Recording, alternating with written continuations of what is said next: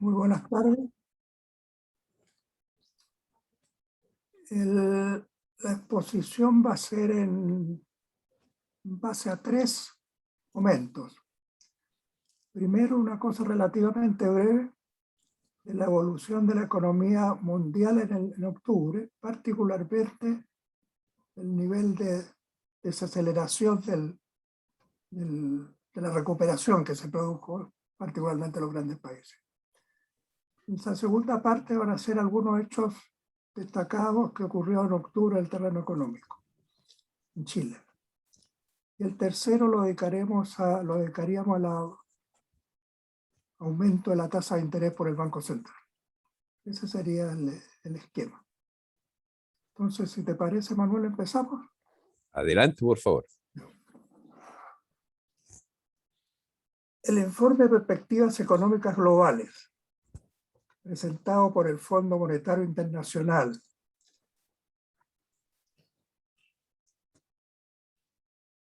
previamente a su asamblea semestral de octubre, mostró un freno al proceso de recuperación de la economía global. Los riesgos, constató su economista jefe, Gita Gopinath, son elevados y han aumentado en los últimos 3 meses por las disrupciones prolongadas en las cadenas de suministro, por la tormenta perfecta de los mercados energéticos y porque los dilemas de las políticas económicas se han vuelto más complejos. Todo ello ha llevado, subrayó, a un debilitamiento y a un entorno más complejo. Demandó la necesidad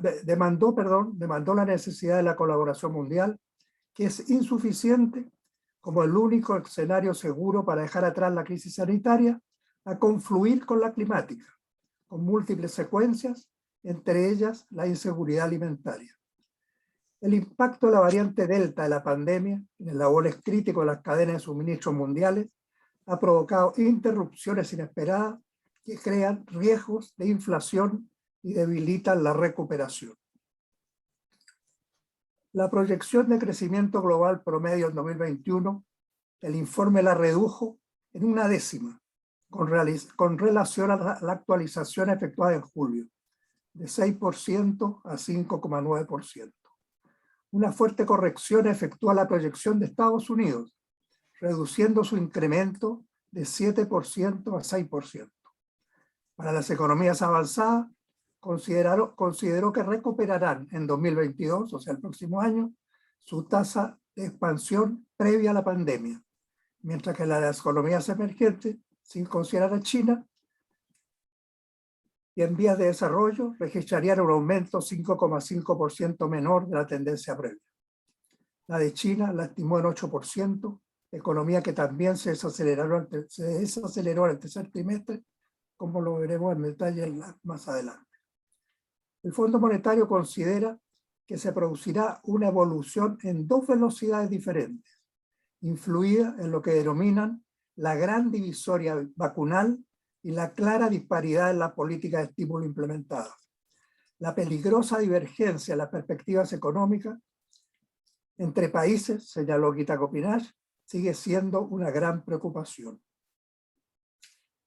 Las cifras de evolución del Producto de Estados Unidos revelaron una fuerte desaceleración en el tercer trimestre, al crecer en cifras anualizadas únicamente en 2%, muy lejos del 6,3% enero-marzo y los 6,7% de abril-julio, en los cuales influyeron a favor los cheques de emergencia proporcionados y el ritmo generalizado de reapertura empresarial.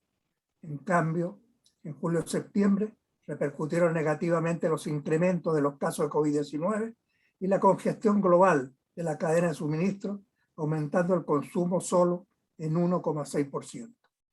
De esta manera, el crecimiento lo promedió en los 9 primeros meses en 5%, un punto porcentual por debajo de la proyección para el año del Fondo Monetario. En la reunión del Comité Federal de Mercado Abierto de la Reserva Federal de Estados Unidos, efectuada a comienzo de la semana, finalmente se procedió a iniciar desde noviembre la reducción de la adquisición de activos, aunque en un monto moderado, será de $15.000 millones 10.000 millones de dólares en bonos del Tesoro y 5.000 millones de dólares en títulos respaldados con hipoteca. La medida se adoptó en un momento que el país se enfrenta a una crisis de atasco productivo global e impactos negativos causados una vez más por la pandemia. Es claro que es un momento de incertidumbre, manifestó Jerome Powell, su presidente, pero debemos ver el descenso de la inflación para el segundo o tercer trimestre de 2022, reiterando que persista la paciencia para mover las tasas de interés, salvo que se produzca alguna coyuntura que obligue a efectuarlo antes. Es de opinión que aún existe espacio para alcanzar el máximo empleo. Espera que el mercado laboral se recupere aún más, afirmando que existen buenos antecedentes para que disminuya la variante Delta.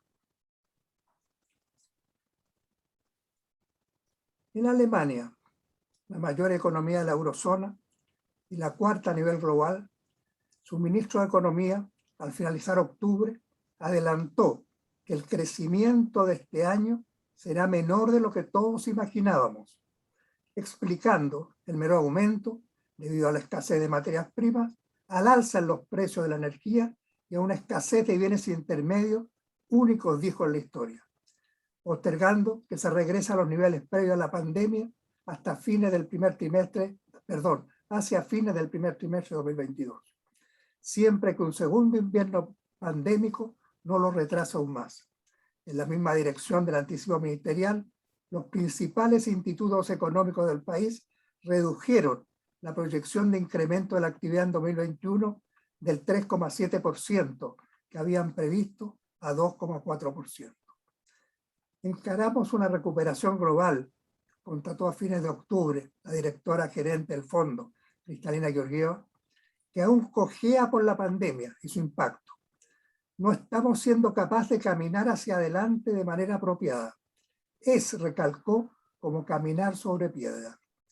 La inflación sigue aumentando, las cadenas de suministro aún siguen con dificultades, la crisis energética aumenta y los mercados laborales todavía no se recuperan, registrando una caída en la mano de obra disponible. Todo ello en el contexto de una reducción global de los estímulos monetarios. Al finalizar octubre, un ejemplo elocuente de desequilibrios en las cadenas de suministro lo proporcionaba las 40 millas de barcos esperando en alta mar para descargar en California. Estamos siendo testigos, expresaron una carta abierta las organizaciones internacionales de transporte aéreo, naviero y por carretera y la Federación Internacional de Trabajadores del Transporte, de interrupciones sin precedentes, retrasos y escasez mundial de productos esenciales. Las demandas de los consumidores, agregaron, están aumentando y las demoras parecen empeorar antes de Navidad y continuarán hasta 2022. Søren Skou, presidente de Maersk, la mayor naviera mundial, tras entregar los exitosos resultados de la empresa del tercer trimestre, caracterizó la situación del sector. Todo el sistema, expresó, se ha convertido en un gigantesco cuello de botella, relatando que la mayor dificultad para que los contenedores salgan de los puertos proviene de la carencia de mano de obra, en particular de conductores de vehículos pesados en Estados Unidos y Gran Bretaña. A pesar, afirmó, que las remuneraciones han aumentado significativamente. Las manifestaciones en el país de la carencia de transportistas, manifestó Jorge Dávila, director de venta de la costa oeste de Sudamérica de Maersk, se dan en los terminales portuarios, principalmente en la zona central. Esta situación particular, explicó, se acentúa más por el cambio climático, que se traduce en cierres por mal clima, marejadas en San Antonio, que en términos prácticos representan 65 a 70 días al año en que los terminales están cerrados para operaciones de buques. Lo que acontece con los semiconductores constituye otro ejemplo. La escasez mundial de semiconductores está empeorando, constató The Wall Street Journal. Los tiempos de espera se están alargando. La demanda no se moderó como se esperaba. Las rutas de suministro se obstruyeron. La industria de semiconductores de 460.000 millones de dólares no ha podido seguir el ritmo. El dolor se está extendiendo más allá de los inicialmente afectados, como los fabricantes de autos y de electrodomésticos, a los fabricantes de otros productos. El informe del Fondo de octubre ya constató que en numerosos países se había registrado un incremento en la inflación, debido, entre otros factores, al desabastecimiento de componentes, como acontece con los semiconductores.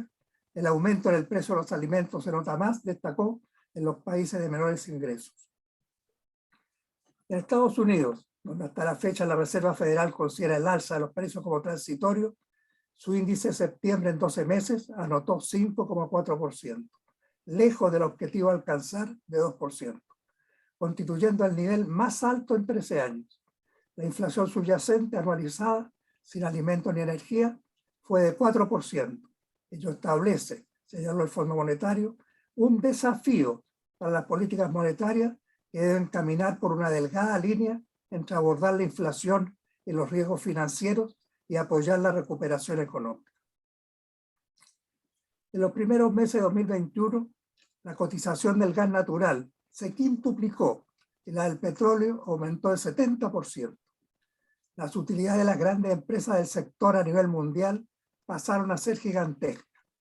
Saudi Aramco, la mayor petrolera, experimentó en el tercer trimestre un beneficio que superó en alrededor de un 140% la del mismo lapso de 2020. ExxonMobil, la segunda más grande, en enero-septiembre superó en más de 6 veces las pérdidas de 2020. Incluso las empresas de fracturación hidráulica del estado de Texas en Estados Unidos, que estuvieron entre las que enfrentaron más dificultades durante la fase de caída, se recuperaron con los precios inéditos registrados por el crudo. La presidenta del Banco Central Europeo, Christine Lagarde, luego de la reunión del Consejo de Gobierno de la institución, efectuada a fines de octubre, constató que la fase de elevada inflación está durando más de lo esperado, manteniendo la previsión de que descenderá en 2022. Las razones de esta prolongación provienen, afirmó, del aumento en los precios de la energía, pero también porque la recuperación de la demanda está superando una oferta limitada, que luego disminuirá en el transcurso del próximo año. Se resolvió mantener las políticas de estímulo, entre ellas la compra de activos en el mercado por 1,85 billones de euros hasta marzo de 2022. El endeudamiento público global, por las medidas adoptadas para enfrentar la pandemia y el fuerte descenso de la actividad económica, se encuentra en niveles elevados. El FMI reiteró la formulación de apoyar a los países con más dificultades, dando como ejemplo el aumento de sus reservas en 650.000 millones de dólares y la reasignación de recursos efectuados a los países de menores ingresos. El endeudamiento, constató paralelamente el Banco Mundial, se elevó durante 2020 al nivel récord de 800.000 millones de dólares. El crecimiento de América Latina en 2021, el Fondo Monetario lo estimó en 6,3%, medio punto porcentual superior a la proyección efectuada en julio. Las economías de mayor incremento serían Panamá, 12%, y Chile, 10%, inferior en un punto a la previsión del Banco Central. Efectuó también proyecciones del crecimiento por habitante. Para Chile subiría en 2021 a 26.513 dólares, luego de caer en 2020 a 23.362 dólares y superando los 24.968 dólares de 2019. Es el mayor producto per cápita de América del Sur, pero inferior a Panamá o Aruba, que se acercarían a los 30.000 dólares. Esa sería la primera parte.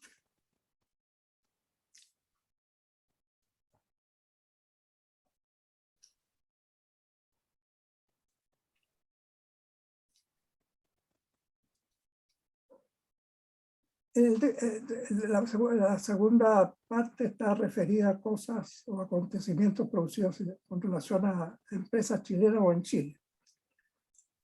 En el 11º Juzgado Civil de Santiago, la operadora de centros comerciales del grupo SAIE, Vivocorp, ingresó en octubre una solicitud para acogerse a una reorganización judicial.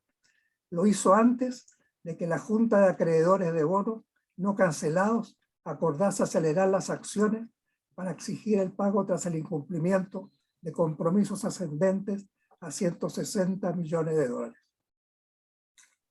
Continúa así el proceso de deterioro del Grupo SAIE, cuya filial, Core Group Banking, ya tiene otra presentación en desarrollo recurriendo al mecanismo de quiebra de Estados Unidos. En su documento anexo, VivoCorp informó que el 31 de agosto de 2021 el total de países de la firma, el total de pasivos de la firma ascendía a 148.418 millones de pesos. El principal acreedor de la compañía es el Banco de Chile, como representante de los tenedores de bonos de la serie E, B y C, con un total de 121.300 millones de pesos, el 81,7% total. VivoCorp posee abultadas deudas por cobrar de empresas relacionadas.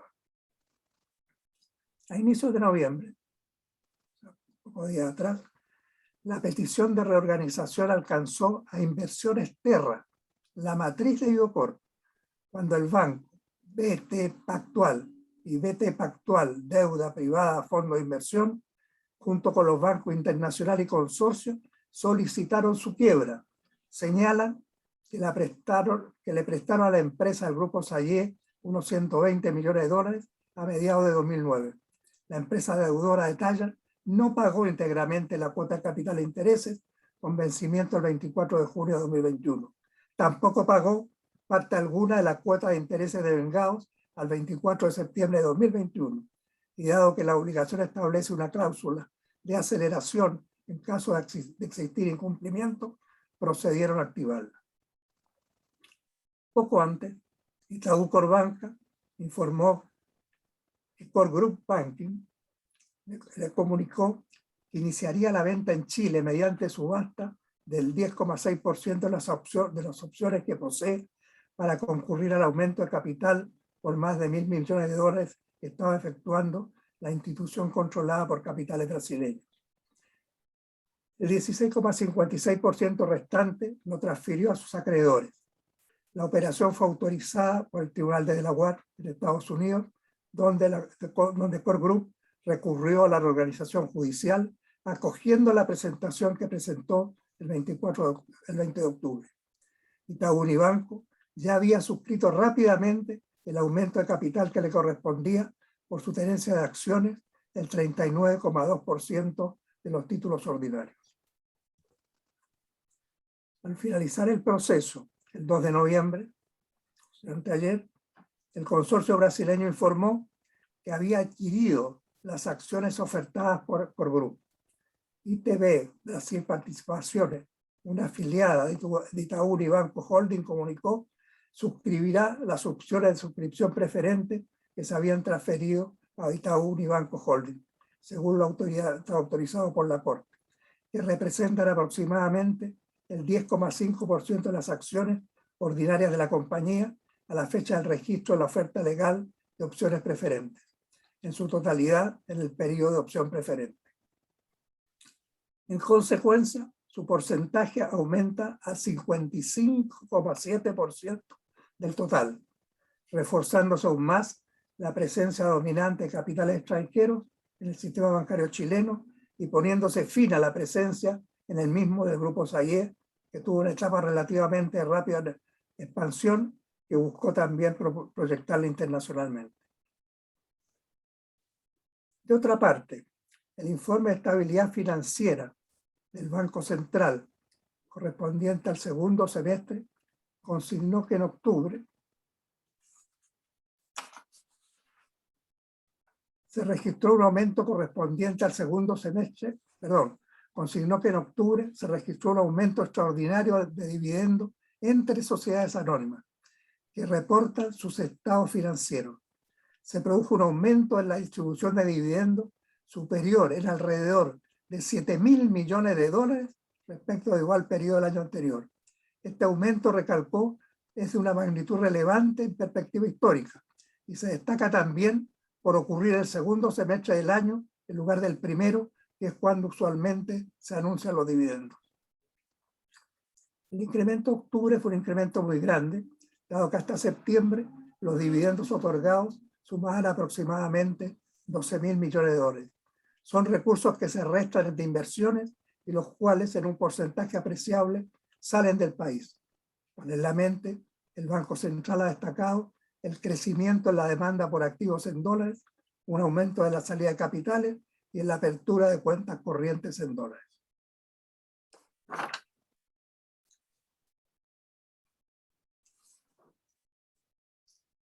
Un segundito.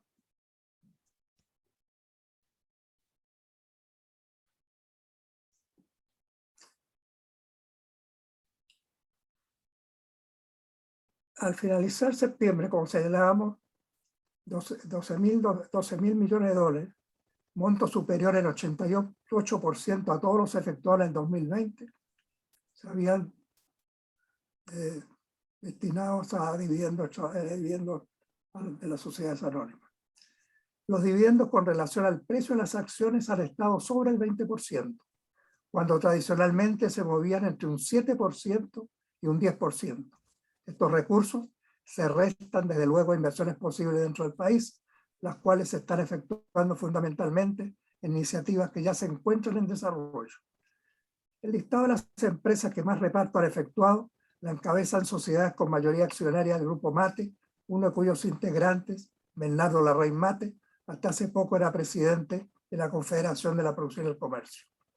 Es el mismo grupo del escándalo del papel higiénico, el papel confort. Dos de sus empresas son las que figuran en el primer lugar del ranking.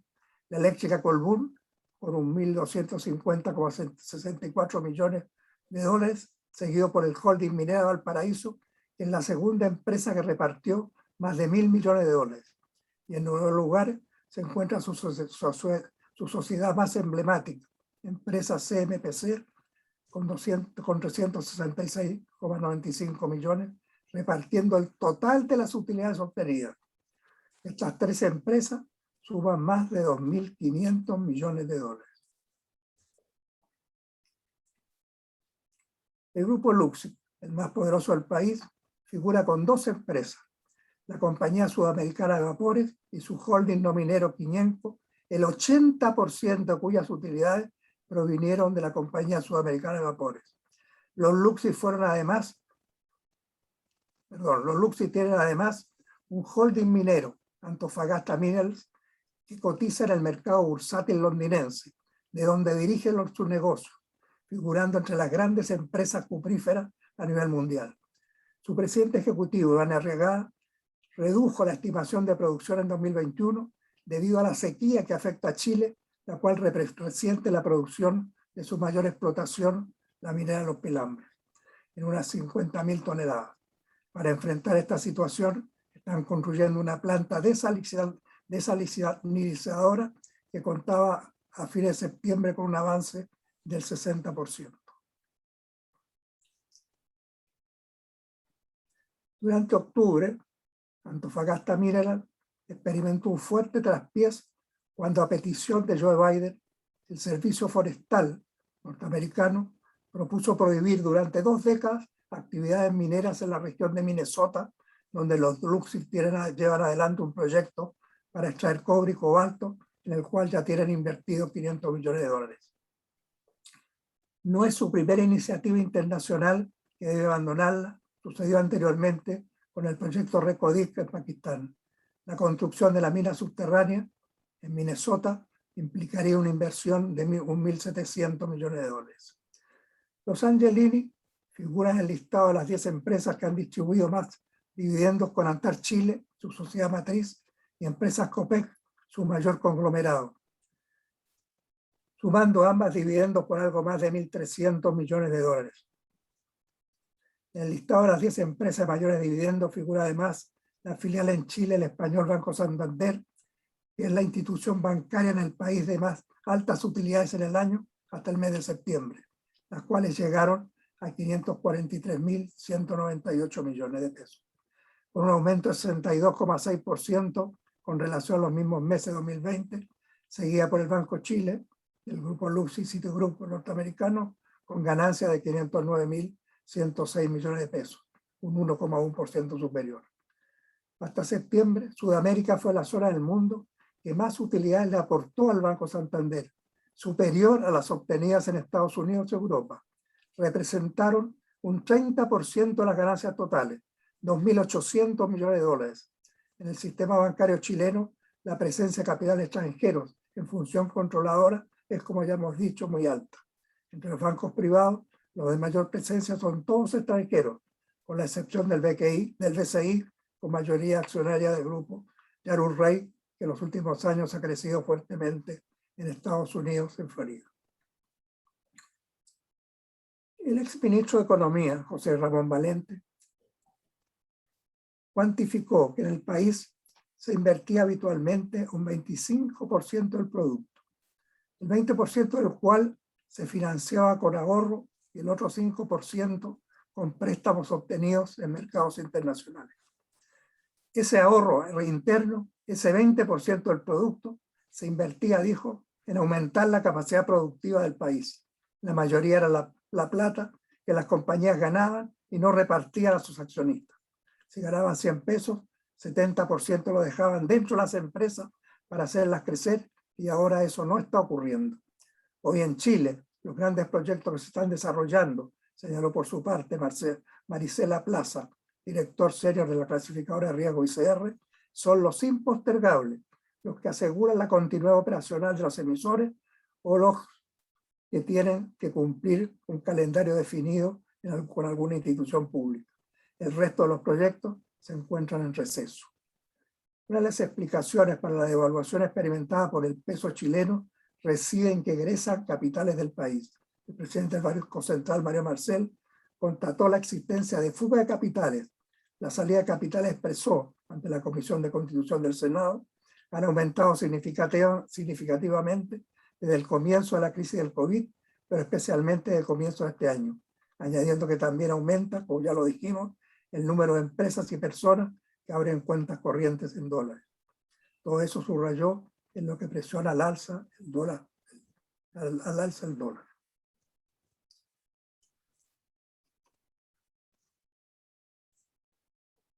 Vamos a ver ahora los datos más gruesos del IMASEC del mes de septiembre en Chile, el indicador mensual de actividad económica del Banco Central.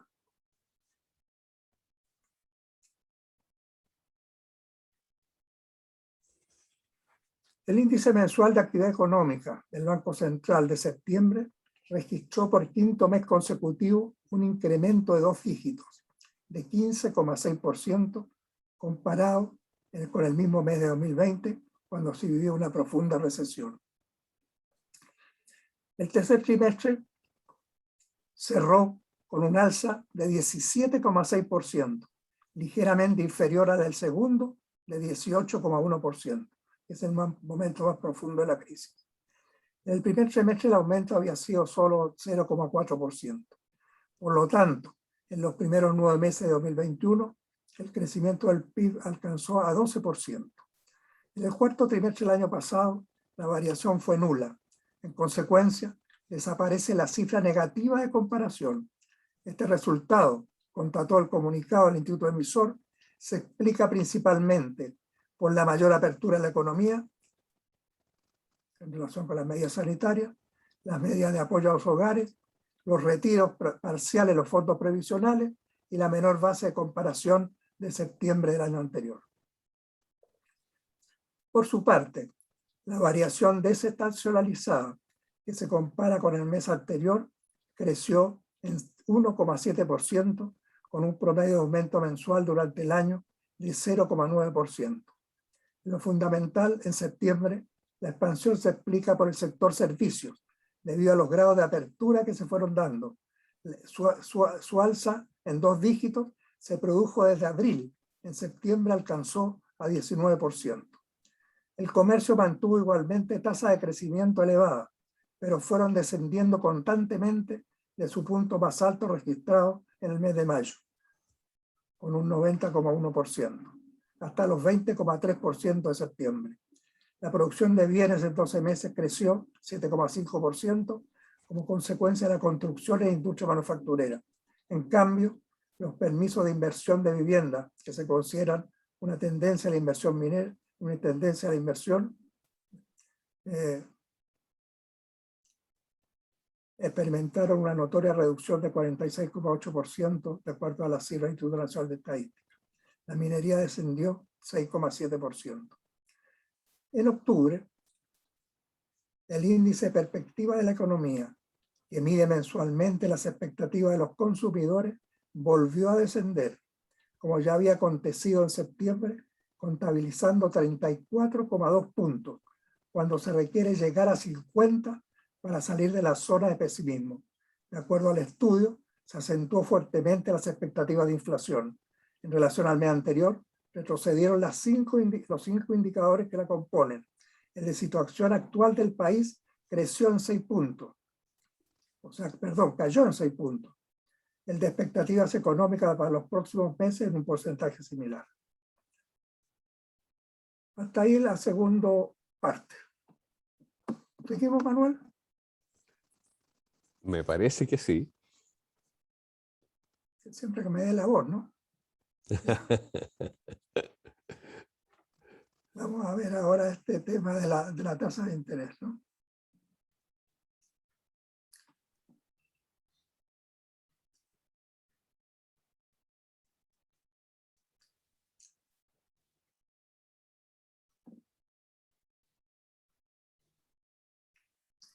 El Banco Central procedió a aumentar la tasa de interés de política monetaria en 1,25 puntos base, llevándola a 2,75% nominal anual.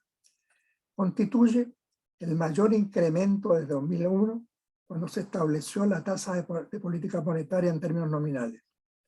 La medida se adoptó cuando el IPC en 12 meses se disparó a 5,3%, de manera que su nivel real continúa siendo negativo en 2,55%.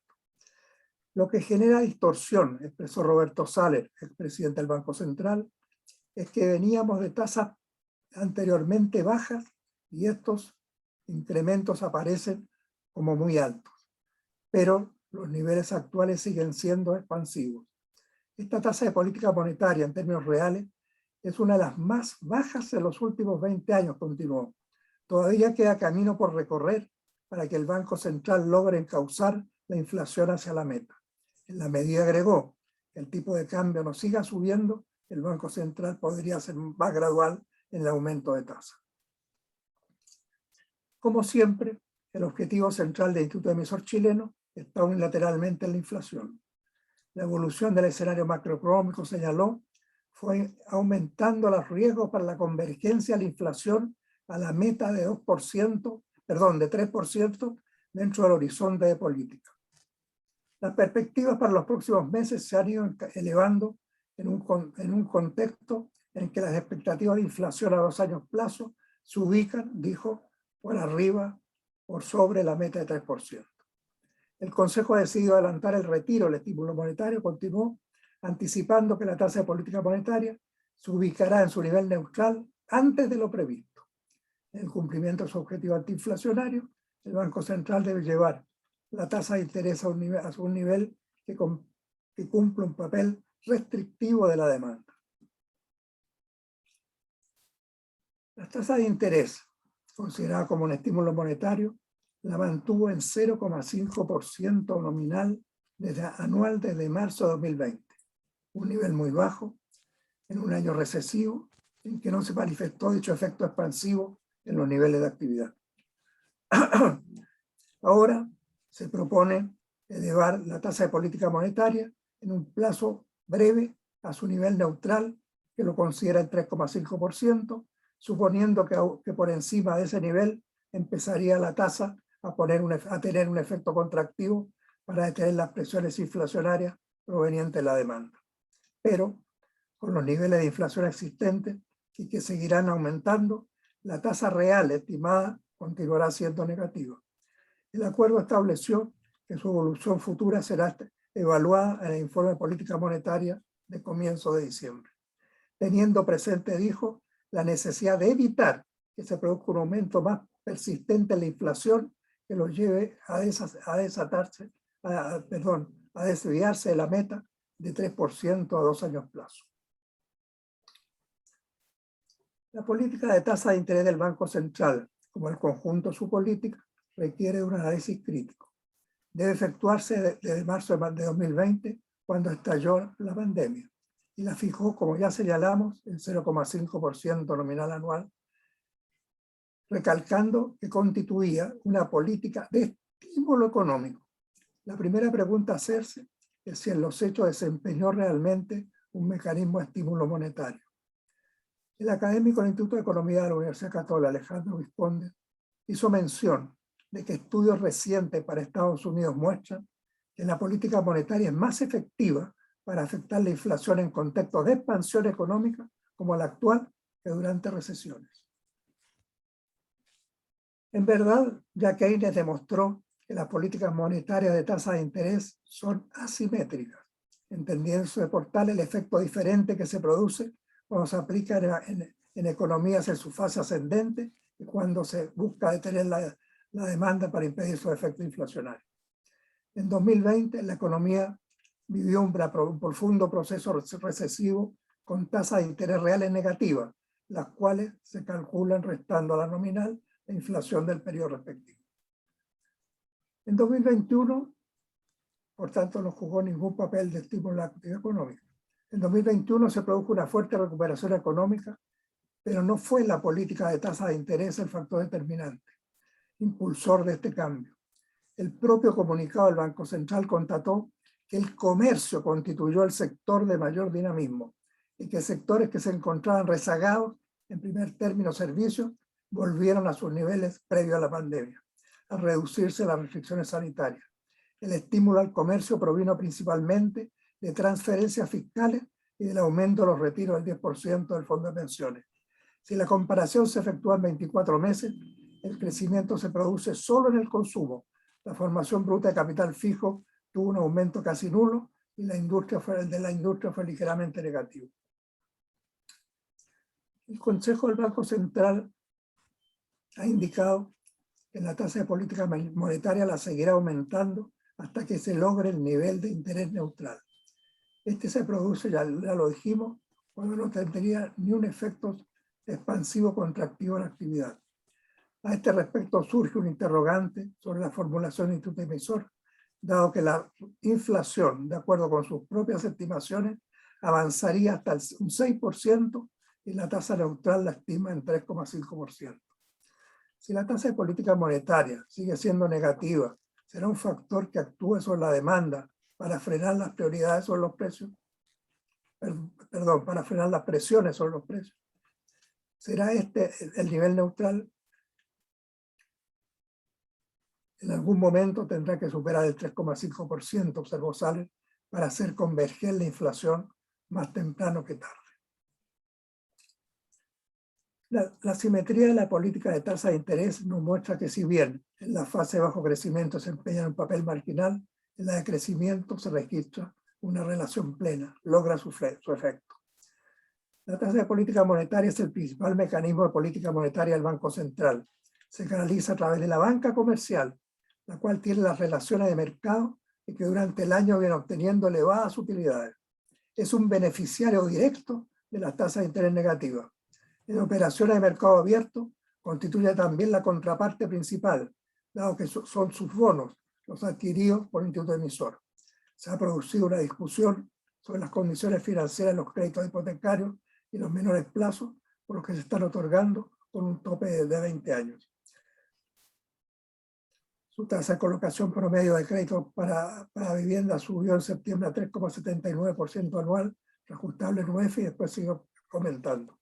Los bancos lo justifican por la menor disponibilidad de fondos a largo plazo de inversionistas institucionales como las administradoras de fondos de pensiones y las compañías de seguros. En 2022, el nuevo gobierno se enfrentará a un cuadro complejo, dado que al mismo tiempo del alza de tasa de interés y se actúa con la lógica del Banco Central, debería ser a esa fecha contractiva. Paralelamente se viviría un descenso en el nivel del gasto público que necesariamente tendría que ser inferior al propuesto en el proyecto de presupuesto fiscal para el año, de una reducción del 22,5%. del 22%.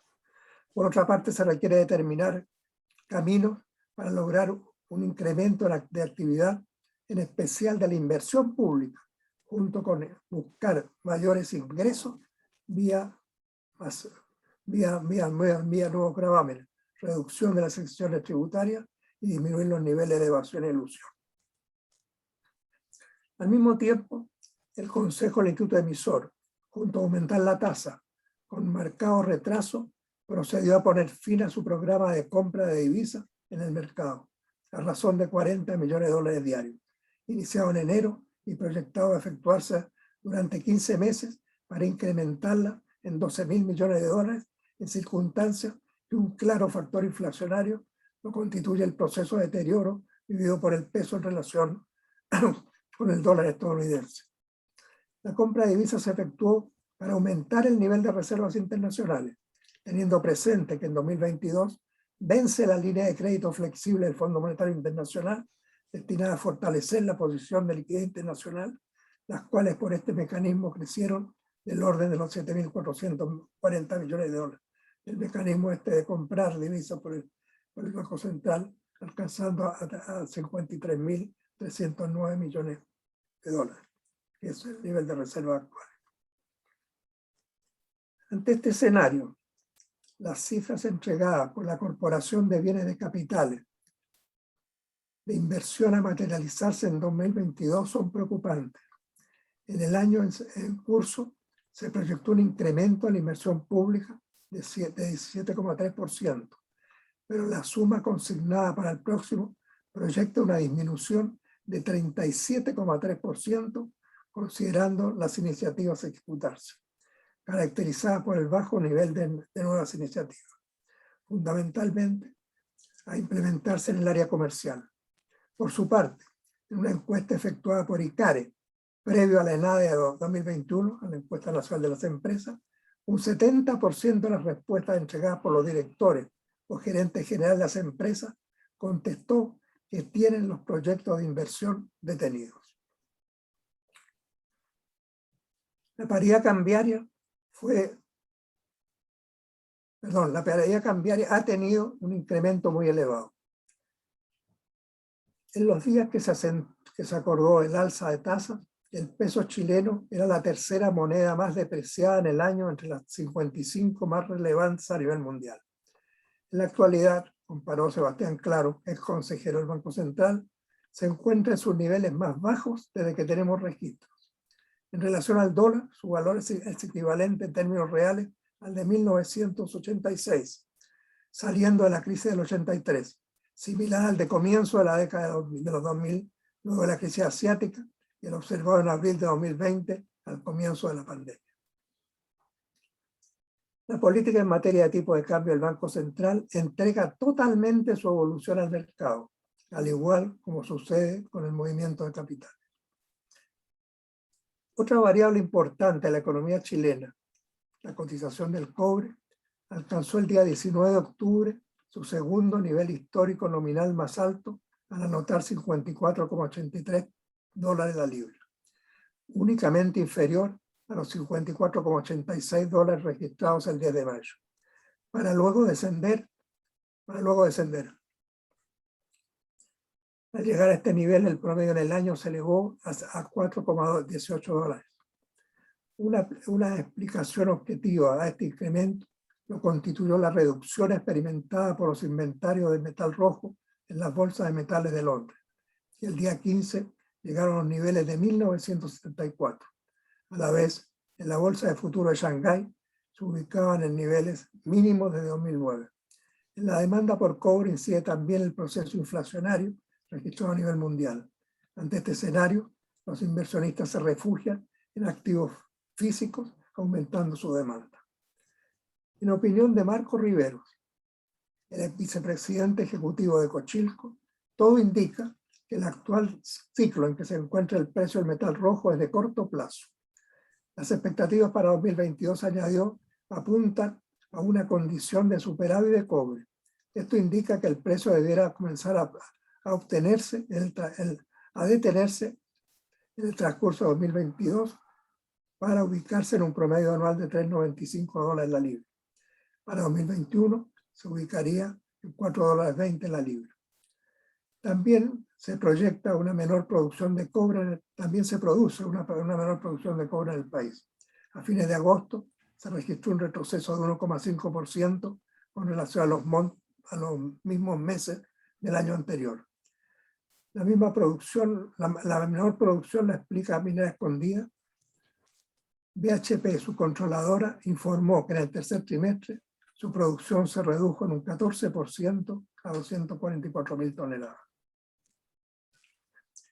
En los primeros 9 meses de 2021, Codelco obtuvo excedentes por el alto precio del cobre de 5.249 millones de dólares, registrando un incremento de 367% con respecto al mismo lapso del año anterior, cuando llegaron a 1.124 millones de dólares.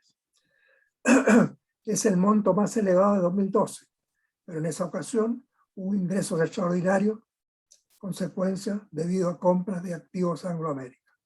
En ello influyó el incremento en la cotización del cobre, que este año en el periodo de referencia promedió los $4.19 la libra, en comparación a los $2.69 de 2020.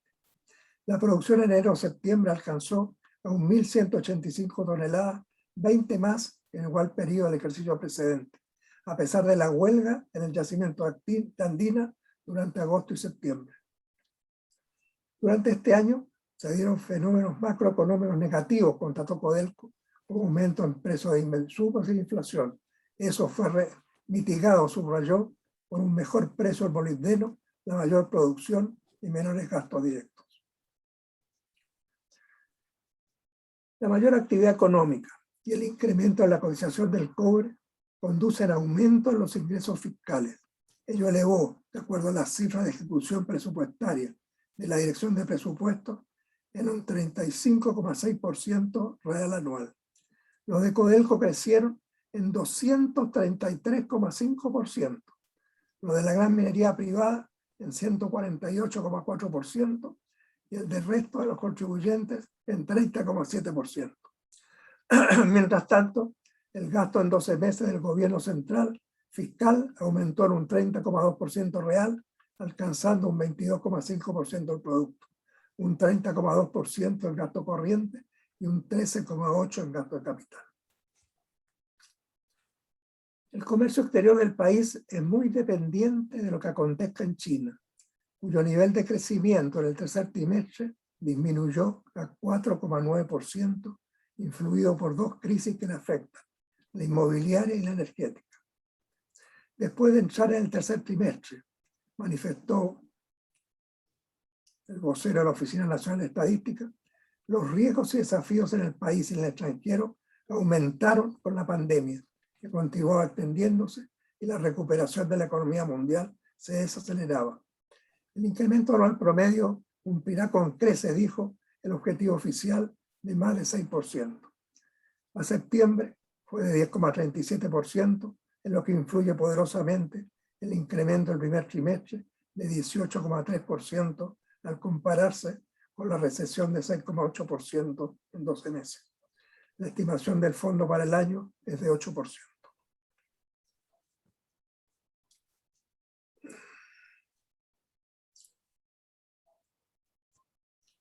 El descenso de julio-septiembre en China se proyecta que continuará en los restantes meses de 2021. Nomura Holding redujo su estimación a 3%. Hay menor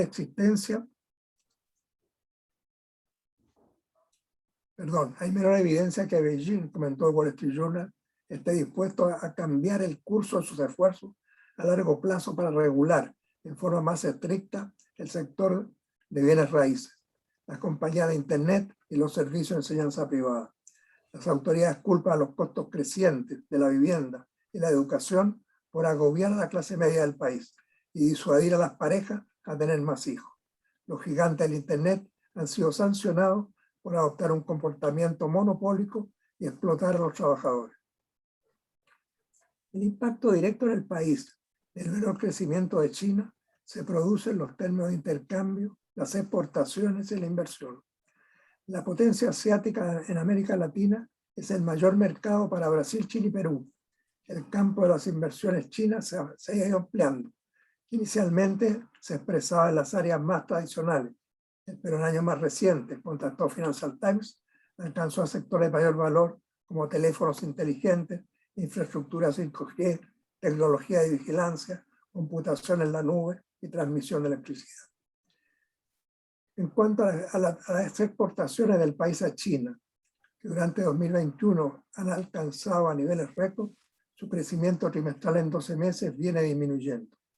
En el primer trimestre aumentaron en un 58,9%, en el segundo fue de 27,4% y en el tercero de 17,6%, previéndose que en el cuarto volverían a descender. A septiembre las colocaciones en la potencia asiática alcanzaron un nivel nunca registrado, 26.319 millones de dólares. En igual lapso 2020 se aproximaron los 20.000 millones de dólares. Y en 2011 por primera vez superaron los 10.000 millones. En 10 años crecieron más de 2,2 veces, fuertemente ha sido el incremento, fundamentalmente ha sido por el incremento en la cotización del cobre. La evolución de la economía de la potencia asiática está influyendo fuertemente, señaló Financial Times, las medidas regulatorias del presidente Xi Jinping que están cobrando a las mayores fortunas personas de China. Según la Aurum Rich List anual, el patrimonio neto de Hu, el fundador de Evergrande, ha caído un 70% a 11.800 millones de dólares desde 2020, lo que lo convierte en la persona número 70 más rica del país. Se ubicó como la quinta más rica el año pasado y encabezó la lista hace 4 años. La ofensiva regulatoria de Xi, agregó el Financial Times, comenzó en noviembre de 2020 con la cancelación de una oferta pública inicial de 37.000 millones de dólares por parte de Ant Group, la compañía financiera online de Jack Ma. Inicialmente se enfocó en supuestos abusos de monopolio de las tecnológicas más grandes del país. Alibaba, la plataforma de comercio electrónico además, fue multada con 2.800 millones de dólares por presunto abuso de San Abril. Desde que se bloqueó la OPI de ART, el patrimonio neto además, quien encabezó la Aurum Rich List en 2020, ha caído un 36%, a 39.600 millones de dólares. Durante el año pasado, la riqueza total de las personas en la lista aumentó en 24% a 5,3 billones de dólares. Hasta ahí, Manuel. Muchas gracias, Hugo. Siempre nos das una pasada por todos los acontecimientos y además quedan registrados todos estos antecedentes que tú entregas en las cartas económicas que Senda publica semanalmente. Así que se pueden usar como referencias, son extremadamente útiles.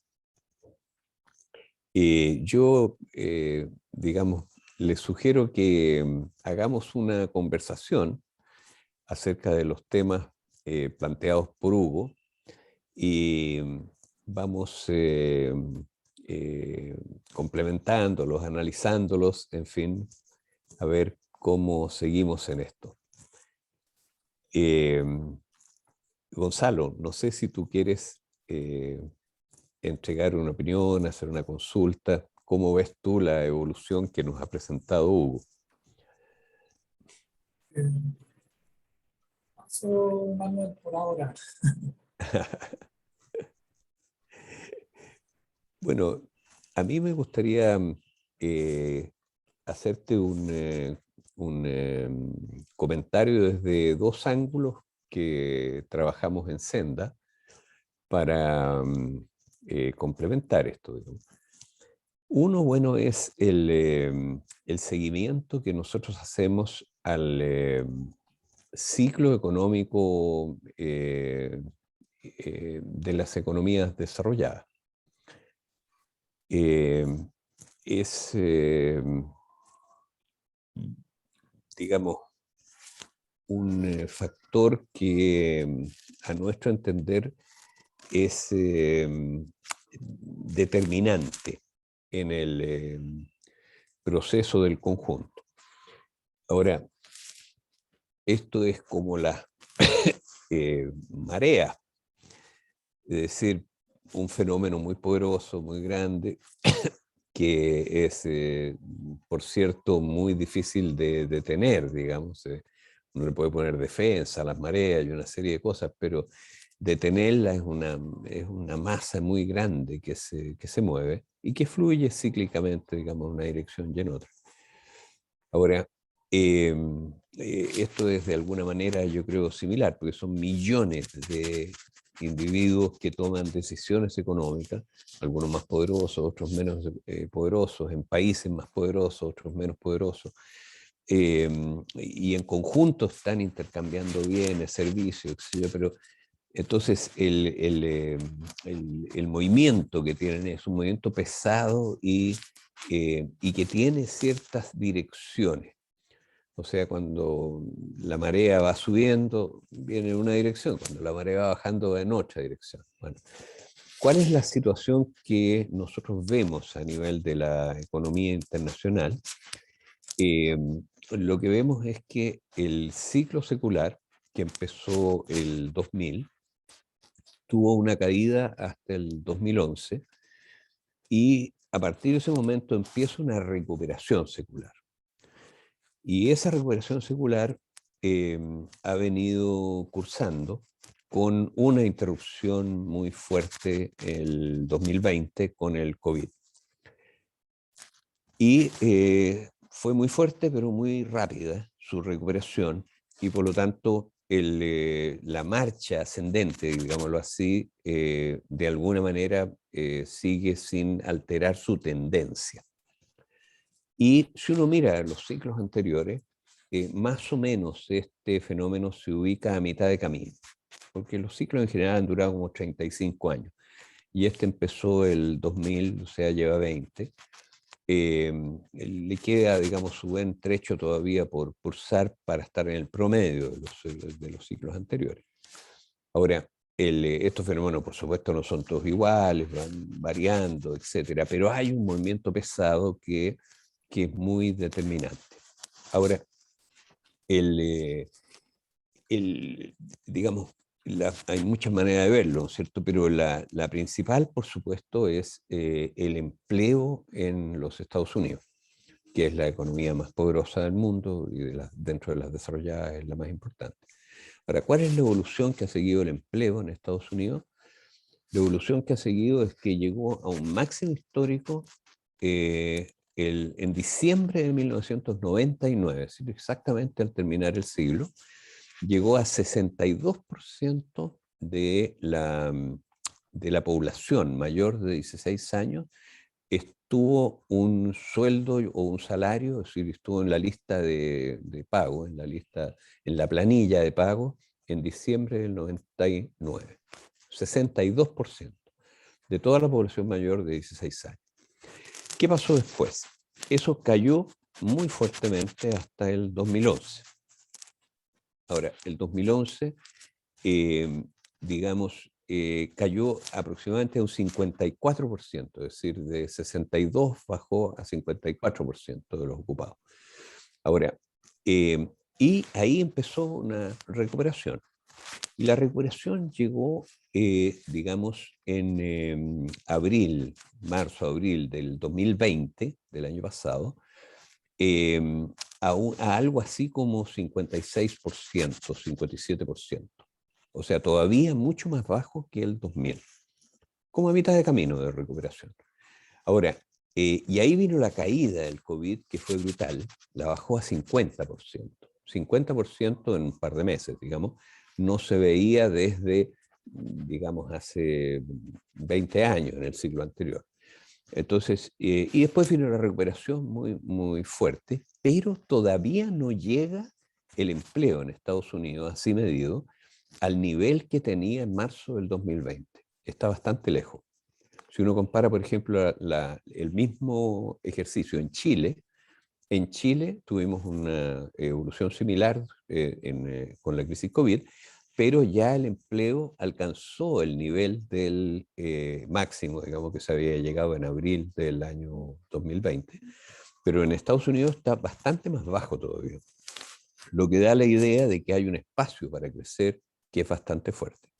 Ahora, y por otro lado, hay un indicador que sigue este movimiento muy cercanamente, que es la bolsa de Wall Street expresada en oro. Lo sigue casi con una correlación muy fuerte con el empleo en Estados Unidos. Bueno, ¿y qué pasa con ese indicador? Ese indicador también está, digamos, más bajo, está más o menos igual a lo que estaba en abril del 2020, o sea, ha recuperado hasta ese nivel, pero tampoco lo ha sobrepasado significativamente.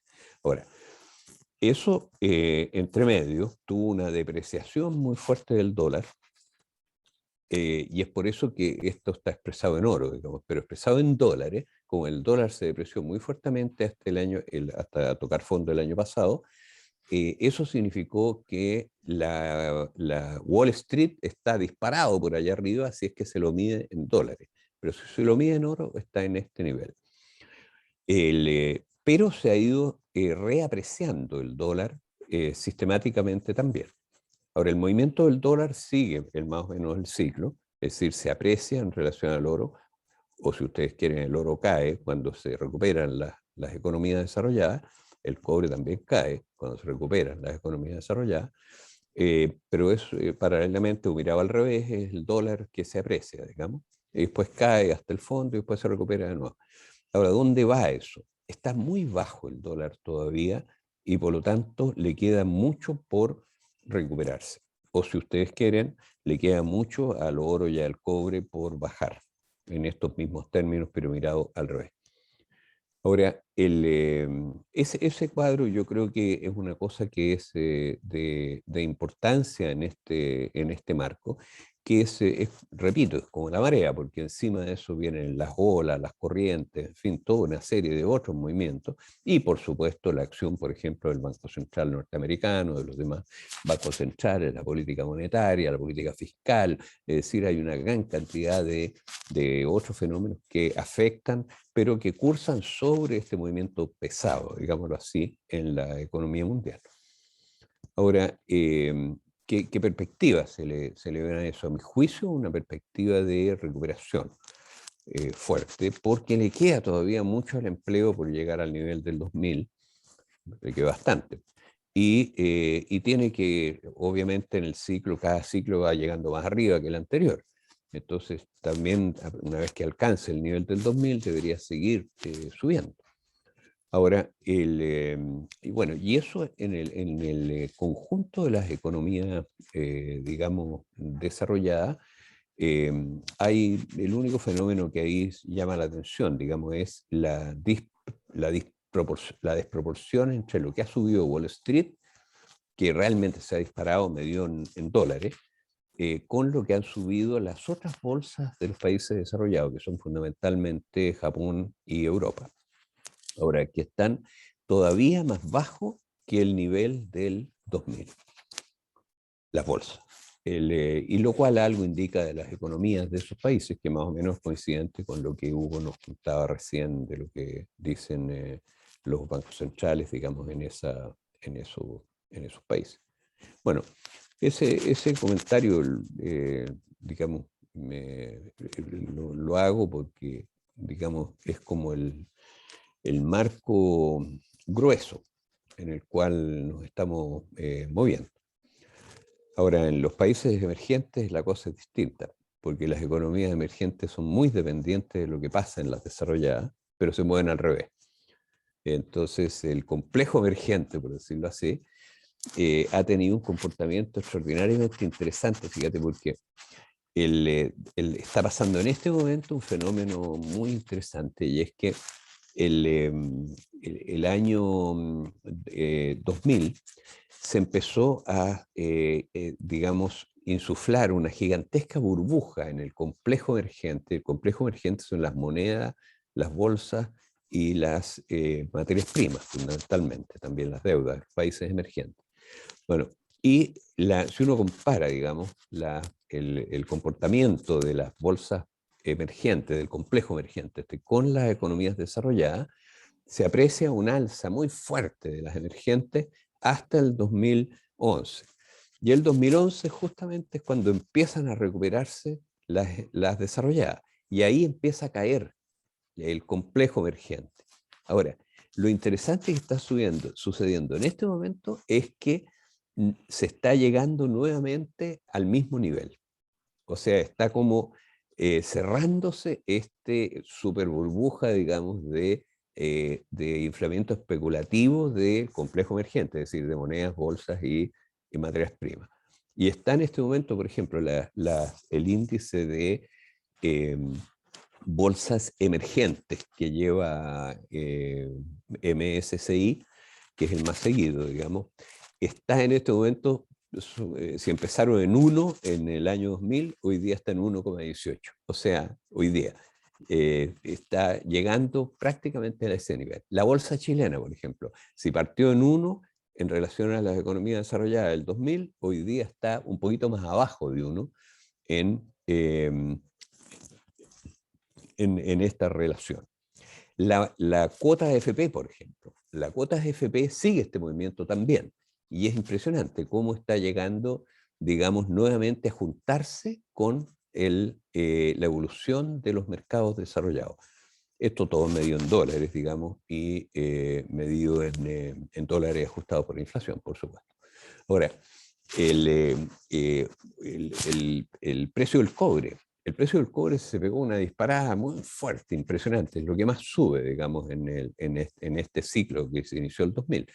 Pero ha caído y ha seguido cayendo en relación a los emergentes, a los desarrollados, perdón, incluso con el alza que hay. O sea, la tendencia a la baja que se inició el 2011 no ha cambiado, a pesar del salto muy fuerte que se produjo ahora. Entonces, pero lo más impresionante, digamos, como la burbuja que se apreció está en este momento llegando nuevamente a cero. Ahora, ¿qué significa eso? Que me imagino yo que a partir de este momento, como que bueno, debería empezar a crecer más fuerte las desarrolladas, pero las emergentes a su vez entrar en bastantes problemas, que esto es equivalente más o menos a la década, aparte de la década de los 80 del siglo pasado. En fin, perdona Hugo, este comentario, digamos, es como complementar el comentario que tú haces, digamos.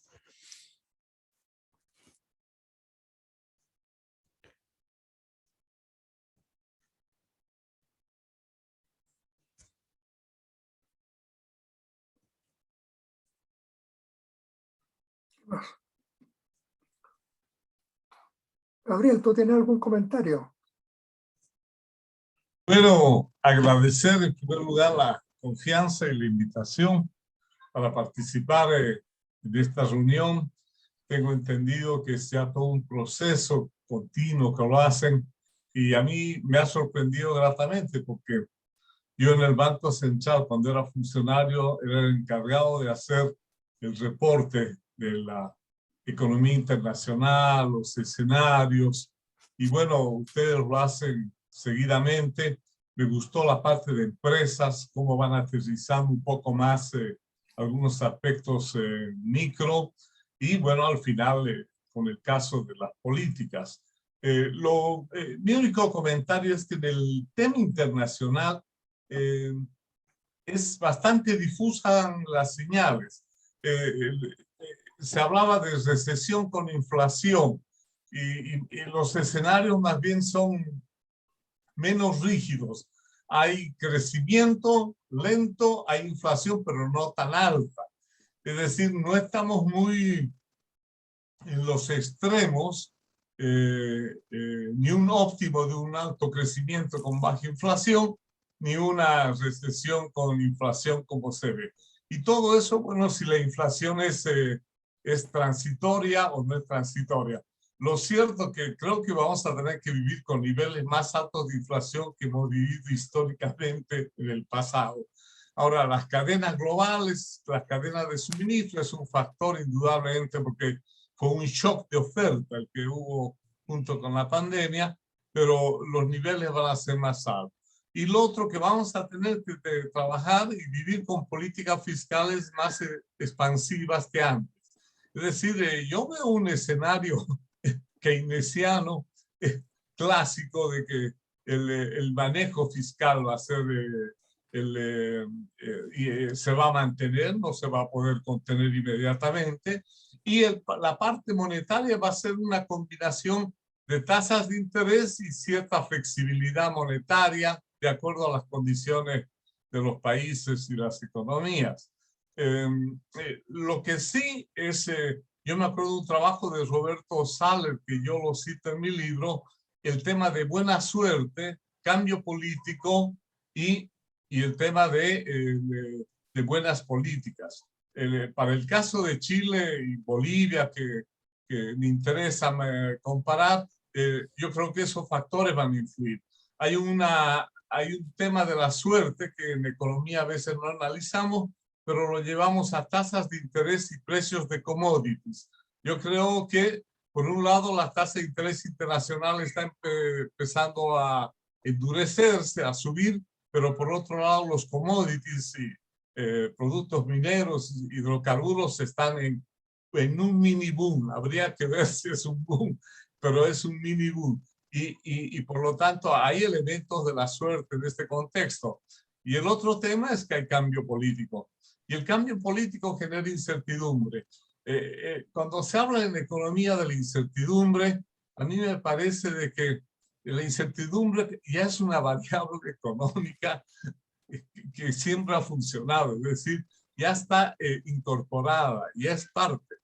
Se genera incertidumbre en los mercados cuando las bolsas caen, uno sabe que va a caer y va a rebotar, pero bueno, son temas de que preocupa y yo creo que a mí me preocupa más las buenas políticas, es decir, que no se tomen políticas extremas y se haga un manejo flexible para enfrentar los problemas que tiene. Ese serían mis comentarios a esa exposición muy buena de Hugo, complementado por Manuel por el tema del tema internacional. Gracias.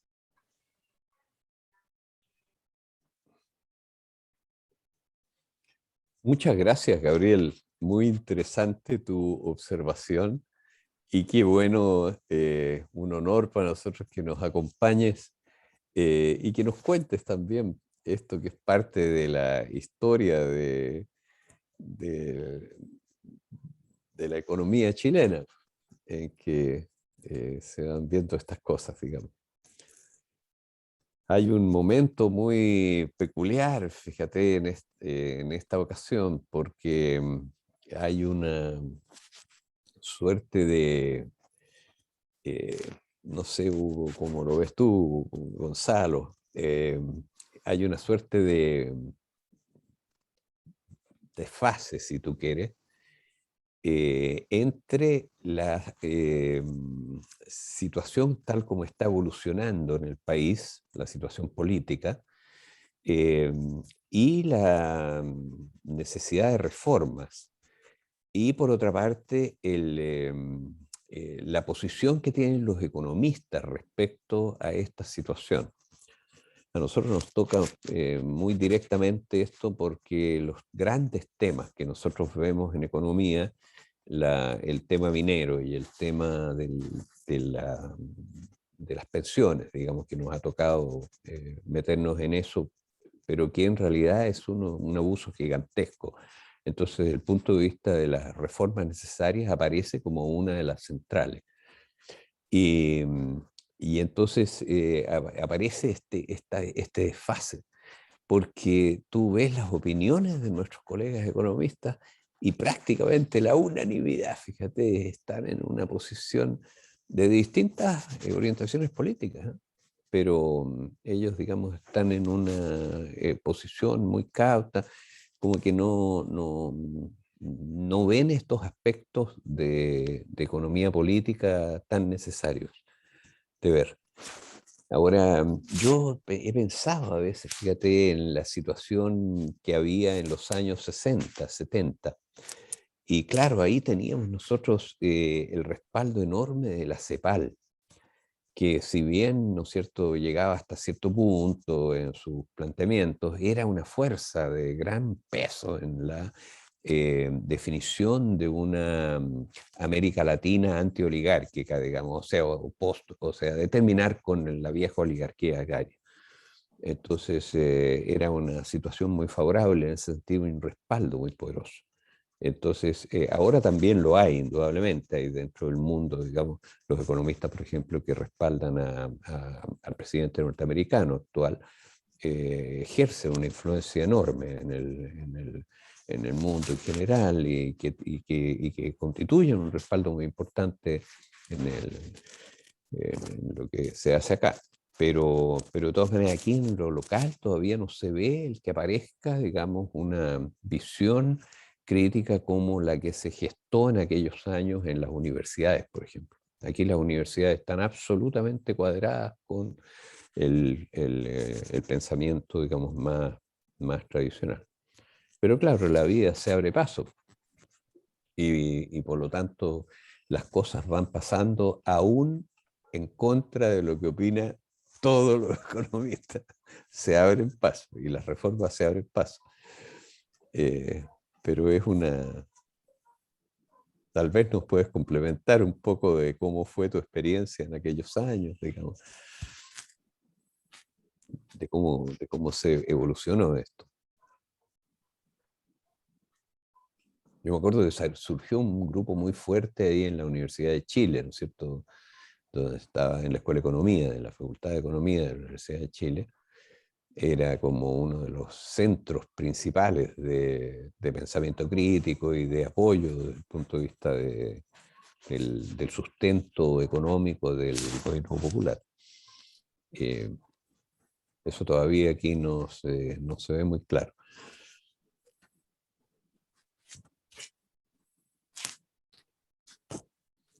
Yo no sé, Hugo, si tú quieres profundizar en alguno de los aspectos. Fíjate que yo estoy con un problema y es que tenemos dos personas que son Boris Yarat y Ramiro Orizondo que están queriendo entrar, están de espectadores, y los dos con Gonzalo estamos tratando de subirlos a panelistas para que ellos puedan incorporarse a la sala, pero no nos hacen caso y nos rechazan el ascender a panelistas, así que no sabemos cómo dejarlos entrar. Si nos están escuchando, Boris y Ramiro, tienen ustedes que aceptar cuando los invitamos a que suban a panelistas. Por favor. Hugo. Yo no tengo más cosas que habría que entrar después a profundizar temas concretos, meterse más, ¿no?, a fondo. Por ejemplo, todo esto de los dividendos que mencionamos en el curso de intervención, ese es un tema bastante hondo, porque a su vez va unido a cambios en las conductas de los grandes grupos económicos. Sí. Hay una cosa que es muy notoria, por ejemplo, que es la preferencia que están haciendo en este momento por inversiones fuera de Chile. Por ejemplo, en el caso del grupo Mate es muy claro. Claro. Muy claro, y se han metido con mucha fuerza a Brasil. Entonces, así es. Hay que entrar a frenar cosas y tiran capitales para afuera. Ahora, obviamente que aquí, como dice Gabriel, pesa mucho todos los factores de incertidumbre. Está muy presente la incertidumbre. Todas estas conductas que hemos hablado de repartición de dividendos, de refugiarse en el dólar, sacar las platas para afuera, es una incertidumbre que es bastante vasta. Entonces, es un tema que da para mucho profundizar. El problema el empleo también da mucho para profundizar. Fíjate que hay un asunto bien complicado. Tuvo la fuerte caída del empleo, tú lo anotaste. En algunas partes se ha recuperado, en otras no. Yo creo que en Chile todavía no se recupera. En Chile falta bastante todavía para llegar a eso. Pero es una situación pues, aparentemente paradojal al mismo tiempo. Hay problemas de mano de obra. Y hay sectores económicos que tienen problemas de mano de obra. Sí, claro. Por otro lado, hay una gran cantidad de gente que no ha vuelto al... Pero fíjate que no es un problema solo chileno. Cuando Sí, citamos sí. esto, por ejemplo, de lo que está produciendo en Estados Unidos con el transporte, En Europa, en en Europa también, el Reino entonces, Unido. hay problemas muy Sí. que habría que meterse a ellos para agarrarle la profundidad Ujú. que tienen, ¿no? Entonces hay temas muy interesantes. Pero yo a hacer agregado a yo lo podría haber, por ejemplo, extendido la intervención, cómo están actuando los grupos económicos. Eso me lo salté. Pero, pero porque tienen conductas determinadas también, ¿no? Desarrollan sectores, otros no lo desarrollan, se mueven en una dirección. El, el, ahora estamos en un momento bastante particular, ¿no? Bastante particular por los fenómenos políticos que están planteados en Chile, que son muy, van para mucho, ¿no? Pueden producir muchas conductas diferentes. Don Ramiro. Bienvenido, Ramiro. Por Dios, que nos costó que entrara.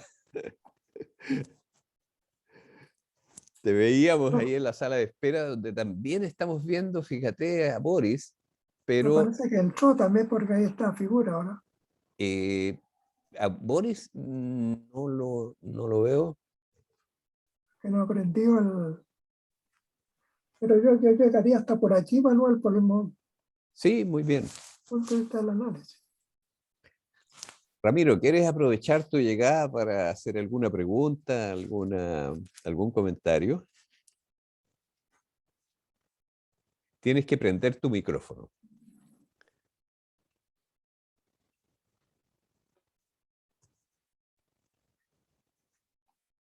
Estás todavía, me parece, ahí, todavía estás con el micrófono apagado.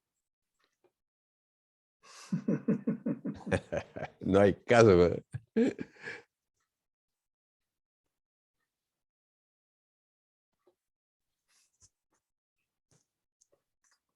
No, puedes tú manejar Yo trato de hacerlo, pero no.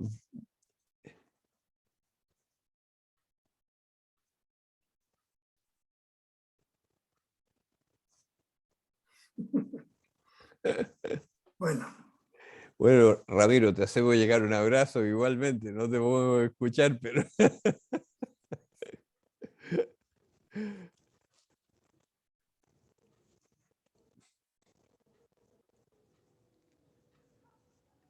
Bueno, entonces,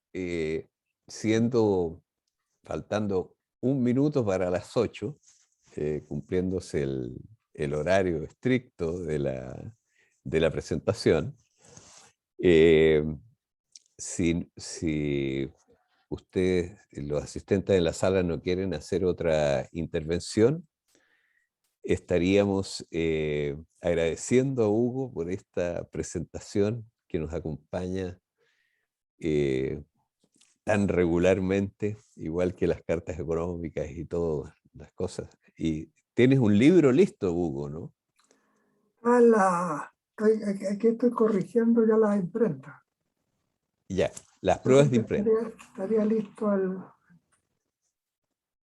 curso lo podemos estar lanzando a fin de noviembre, principio de diciembre. Hay que Ah, qué preguntarle a la bueno, imprenta cuándo lo entrega. qué bueno. ¿Y cómo quedó el título? ¿Se puede saber? El título que tenía le agregamos su impacto económico. O Y sea, el sus título impactos es el mismo que tenía. que era bastante bueno, La economía global y Chile en tiempo de pandemia. Ese era el en título tiempos de real. Y pandemia. pusimos abajo su impacto económico. sus impactos Para, económicos. para traerlo a la temática del libro. Bueno, Por supuesto, claro. bueno, es dedicado a la pandemia desde el punto de vista de la salud Sanitario. pública, aunque cita lo que dicen determinadas personas, de otra la Organización Mundial de la Salud, pero no es el tema, es un tema Exacto. adicional, digamos, que le da Pero cuadro. que es Ahora, una es una alegría. situación que viene bien particular, y esto es la pandemia sigue teniendo efectos.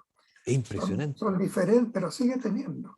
Así es. En las cosas de Estados Unidos tiene efectos muy... En Estados Unidos tiene efectos. Sí, claro. Y en Europa ahora mismo, fíjate, están diciendo que están con problemas graves. Ahora viene impactante el resultado de las elecciones que se produjeron en Estados Unidos, porque demuestra que la debilidad aparente, o la conclusión que uno saca es que la situación de Biden se va debilitando, ¿no? Surgiendo sectores más que se van cargando, algunos sectores hacia la derecha de nuevo. Bueno, eso es lo más grave que puede pasar, indudablemente. Ahora yo confío, fíjate, en esta cosa de que la recuperación económica se pueda asentar en esas economías, porque es distinto que si esto se produce cuando viene para abajo la cosa o cuando va para arriba, pero claro, estos movimientos son tan oscilantes. Por ejemplo, ¿quién hubiera esperado? Se esperaba que hubiera un freno porque había una recuperación que venía no sé cuántos meses desde el 2011, era muy larga. Y efectivamente empezó el 2018, la caída, digamos, en Estados Unidos. O sea, el COVID la acentuó y la llevó, pero vino el COVID y la bajó a piso. Entonces, parte de nuevo de muy abajo. En fin, es una cosa muy compleja. Bueno, entonces, agradeciendo... un minuto. Agradeciendo... Nos queda un minuto. No, un minuto, estamos pasados en un minuto. Nos pasamos un minuto y agradecemos a Hugo nuevamente, agradecemos a todos los asistentes a la sala. Realmente vamos a tratar de mejorar algo, tenemos mal nosotros, Ramiro, Boris, que no pudimos hacerlos entrar a tiempo. Lo revisaremos para que en la próxima ocasión podamos tener menos problemas. Les agradecemos igual su visita, su gentileza de haber escuchado esto no desde la sala, sino que la sala paralela. Y también agradecemos a todos los que nos están viendo y los que nos van a ver. También van a ver a Hugo por Facebook, que ha transmitido esto. Y también estará presente esto en nuestra página web mañana, en la mañana ya, para que lo puedan ver quienes no han tenido ocasión de verlo hoy día. Así que muchas gracias y a nombre de Senda, de su directorio, nos despedimos con un abrazo de todos los que están acá y con un saludo muy afectuoso a los que nos están mirando. Terminamos acá entonces la grabación y la transmisión.